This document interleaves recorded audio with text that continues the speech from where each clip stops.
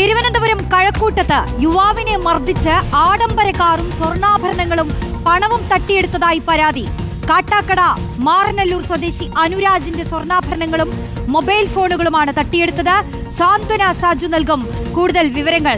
സാന്ത്വന, ആരാണ് ഈ മർദ്ദിച്ച് ഇതെല്ലാം തട്ടിയെടുത്തത്? എന്തെങ്കിലും വിവരം ലഭിച്ചിട്ടുണ്ടോ?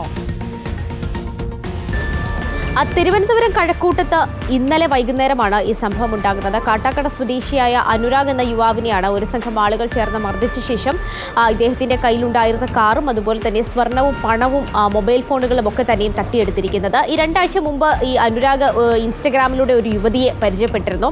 അവർ പറഞ്ഞത് പ്രകാരമാണ് അനുരാഗ് ഇന്നലെ വൈകുന്നേരം കാട്ടാക്കടയിലേക്ക് എത്തിയത്. അവിടെ എത്തിയ ശേഷം ഈ യുവതി അനുരാഗിന്റെ കൂടെ കാറിലേക്ക് കയറി. തുടർന്ന് ഈ കാറിൽ സഞ്ചരിച്ചുകൊണ്ടിരിക്കുന്നതിനിടയിൽ തന്നെ ഈ മറ്റ് ആളുകൾക്ക്, ഇവരുടെ കൂടെ ഉണ്ടായിരുന്ന മറ്റ് പ്രതികൾക്ക് ഇവർ സഞ്ചരിക്കുന്ന ലൊക്കേഷൻ വാട്സാപ്പിൽ അയച്ചു കൊടുത്തു. ശേഷം അവർ മറ്റൊരു കാറിലെത്തി ഇവരെ തടഞ്ഞു നിർത്തിയ ശേഷമാണ് അനുരാഗിനെ പുറത്തിറക്കി മർദ്ദിക്കുകയും അതിനുശേഷം ഈ അനുരാഗിന്റെ കയ്യിലുണ്ടായിരുന്ന കഴുത്തിൽ കിടന്ന മാലയാണ് ആദ്യം വാങ്ങിയത്. കത്തി കാട്ടി ഭീഷണിപ്പെടുത്തിയാണ് ആദ്യം മാല കൈക്കലാക്കിയത്. ശേഷം നിരന്തരമായി മർദ്ദിച്ചുകൊണ്ടിരുന്നു.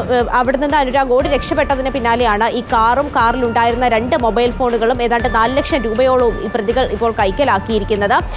ശേഷം അനുരാഗ് തന്നെയാണ് ഈ ഒരു സംഭവം കഴക്കൂട്ടം പോലീസിനെ അറിയിച്ചത്. നിലവിൽ ഇപ്പോൾ കഴക്കൂട്ടം പോലീസ് ഈ ഒരു സംഭവത്തിൽ കേസെടുത്ത് അന്വേഷണം ആരംഭിച്ചിട്ടുണ്ട്. പ്രതികൾക്കായുള്ള തിരച്ചിൽ ഊർജിതമായി തന്നെ നടക്കുകയാണ്. കാരണം ഏതാണ്ട് 15 ലക്ഷത്തോളം രൂപ വരുന്ന ഒരു കാറും, ഓടി കാറാണത്, കാറും 4 ലക്ഷം രൂപയും തന്നെ നഷ്ടമായിട്ടുണ്ട്. പിന്നെ സ്വർണ്ണാഭരണങ്ങളും 2 മൊബൈൽ ഫോണുകളും നഷ്ടമായിട്ടുണ്ട്. അപ്പോൾ ഇതെല്ലാം എത്രയും പെട്ടെന്ന് കണ്ടെത്താൻ കഴിയും എന്നുള്ള എന്തായാലും ഈ മർദ്ദിച്ചു എന്നുള്ളത് മാത്രമല്ല, സ്വർണവും പണവും കാറും ഒക്കെ കവർന്നിട്ടാണ് പോയത്. അന്വേഷണം പോലീസ് നടത്തുന്നുവെന്ന് നമ്മൾ മനസ്സിലാക്കുന്നു. നമുക്ക് നേരെ പത്തനംതിട്ട